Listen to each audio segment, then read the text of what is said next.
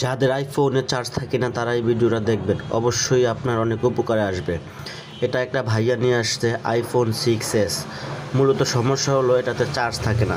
তো উনি ফোনটা আমার কাছে নিয়ে আসতে, তো উনি ফোনটাতে ব্যাটারি রিপ্লেস করে দেখছে, তাও সেম সমস্যা।